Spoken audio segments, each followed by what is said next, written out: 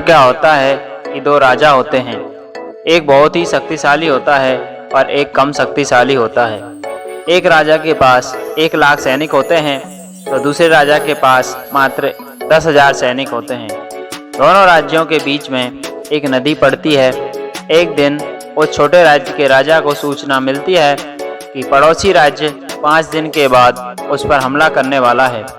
तो वह राजा सोच में पड़ जाता है और अपने मंत्रिमंडल की बैठक करने के बाद एक निर्णय लेता है कि हमें पड़ोसी राज्य के आक्रमण करने से पहले ही उस राज्य पर हमला कर देना चाहिए। तो वह राजा अगले दिन ही अपने सैनिकों के साथ पड़ोसी राज्य पर आक्रमण करने के लिए निकल जाता है।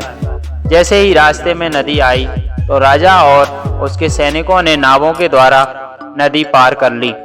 नदी पार करने के बाद राजा ने अपने मंत्रियों के द्वारा उन सभी नावों को जलवा दिया जिनसे वो सभी आए थे, और राजा ने अपने सैनिकों को आदेश दिया कि आपके पास एक ही ऑप्शन है, या तो मरो या मारो।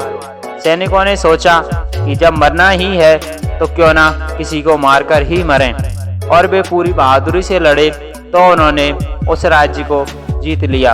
अर्थात जिस तरह से उन सैनिकों के पास वापस जाने का कोई भी ऑप्शन नहीं था, तो वे बहादुरी से लड़े और उन्होंने सफलता हासिल कर ली।